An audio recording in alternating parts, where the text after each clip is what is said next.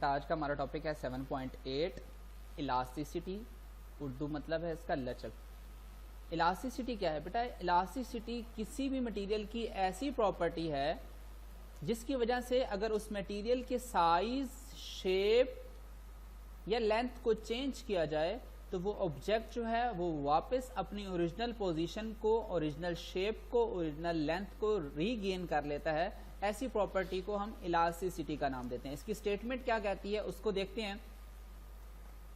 According to statement of elasticity, the property of a body to restore to its original size and shape as the deforming force causes to act is called elasticity।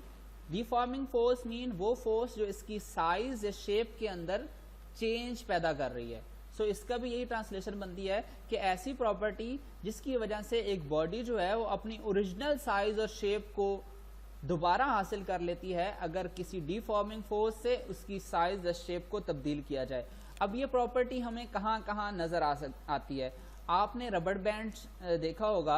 Rubber band को अगर आप खींचते हैं, उसकी length को बढ़ाते हैं, तो उस खींचने के बाद उसको छोड़ने से क्या होगा कि रबर बैंड वापस अपनी ओरिजिनल लेंथ रीगेन कर लेगा। किस वजह से? Due to elasticity. इसी तरह बेटा अगर आप किसी ट्री की एक टहनी को, एक शाख को तोड़ते हैं, ठीक है, और उसको मोल्ड आउट करते हैं तो वो एक सम एक्सटेंट तक क्या करती है, आप उसको मोल्ड करने के बाद छोड़ें तो वो वापस अपनी असल पोजीशन रीगेन कर लेगी। यही एग्जांपल एक फॉर्म जो है, अगर आप उसके ऊपर एक फोर्स लगाएं और उसकी शेप को चेंज कर दें तो जब आप वो फोर्स रिलीज करेंगे तो वो जो फॉर्म है वो वापस अपनी ओरिजिनल हालत में आ जाएगा। क्यों आ जाएगा? Due to elasticity. ठीक है, ये प्रॉपर्टी हर मटेरियल के पास तो मौजूद नहीं होती, लेकिन कुछ मटेरियल्स जो हैं वो इलास्टिसिटी रखते हैं। ठीक है, अब हम इससे आगे चलेंगे। इलास्टिसिटी से आगे हमारे पास जो हेडिंग गिवन है that is stress. Stress basically वो फोर्स है जो आप किसी बॉडी के साइज या शेप को डिफॉर्म करने के लिए लगा रहे हैं।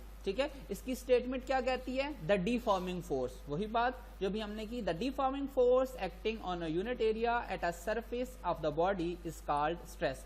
यानी वो फोर्स जिससे हम किसी बॉडी को डिफॉर्म कर रहे हैं उस फोर्स को क्या कहा जाता है? स्ट्रेस कहा जाता है। और अगर आपने स्ट्रेस फाइंड आउट करना है तो उसके लिए हमारे पास फार्मूला है फोर्स डिवाइडेड बाय एरिया। क्या मतलब है इसका? कि अगर एक एरिया पर लगने वाली फोर्स की रेशो ले ली जाए तो वो हमें क्या चीज देती है? That will be equal to stress. बेटा जैसा कि आपको बताया गया कि जब हम कोई स्टेटमेंट डिफाइन करते हैं तो डेफिनेशन के साथ उसका फार्मूला और उसका यूनिट भी लिखना होता है। ठीक है, तो फार्मूला तो हमने ये लिख लिया, stress is equal to force divided by area. अब हमने लिखना है इसका ऐसा यूनिट। ऐसा यूनिट फार्मूले से ही लिया जाता है। चूंकि फोर्स का यूनिट न्यूटन है और एरिया का यूनिट मीटर पर स्क्वायर है, मीटर स्क्वायर है, तो ये हमारे पास बनेगा न्यूटन पर मीटर स्क्वायर। ये आपके पास स्ट्रेस का ऐसा यूनिट आ जाएगा। ठीक है, स्ट्रेस के बाद स्ट्रेस की बॉडी पर अगर हम स्ट्रेस लगा रहे हैं तो उससे क्या हो रहा है कि जो बॉडी है वो डिफॉर्म हो रही है, यानी उसकी लेंथ, साइज या वॉल्यूम के अंदर चेंज आ रहा है। और इस चेंज को क्या कहते हैं? इसका साइंटिफिक नेम है स्ट्रेन। इस चेंज को क्या कहा जाता है? स्ट्रेन कहा जाता है। स्ट्रेन की यही डेफिनेशन बनेगी, it is the change in the length, volume और shape caused by the stress. कि स्ट्रेस जो है बॉडी के लेंथ, वॉल्यूम और शेप में जो चेंज पैदा करता है that is called strain. Strain की आपके पास यहाँ जो टाइप डिस्कस की गई है that is tensile strain. Tensile strain mean change in length, strain due to change in length. ठीक है, एक और टाइप ऑफ स्ट्रेन भी होता है, अगर आप वॉल्यूम चेंज कर रहे हैं तो वो वॉल्यूमेट्रिक स्ट्रेन कहलाएगा। ठीक है, तो बेटा हम यहाँ पर टेंसाइल स्ट्रेन को पढ़ते हैं कि टेंसाइल स्ट्रेन क्या है।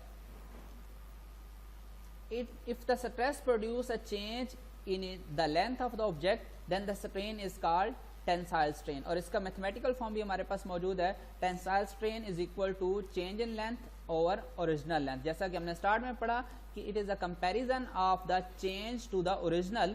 सो हमारे पास टेंसाइल स्ट्रेन का फार्मूला उसी बेस पर बिल्डअप हो रहा है। Tensile strain is equal to change in length over the original length. बेटा आप देख रहे हैं कि ये लेंथ के अंदर एक रेशो है, यानी यूं कह लें कि सिमिलर क्वांटिटीज की रेशो है, और आपको पता है कि सिमिलर क्वांटिटीज की रेशो जो है it has no units. Why? Because कि ऊपर भी लेंथ है नीचे भी लेंथ है, लेंथ का यूनिट मीटर होता है, अगर हम ऊपर भी मीटर लिखें नीचे भी इसको डिवाइड भी मीटर से करें तो दोनों की कैंसिलेशन हो जाएगी और हमारे पास जो इसका यूनिट है वो कुछ नहीं रहेगा। दैट्स व्हाई हम लिखते हैं strain has no unit as it is simply a ratio between two similar quantities.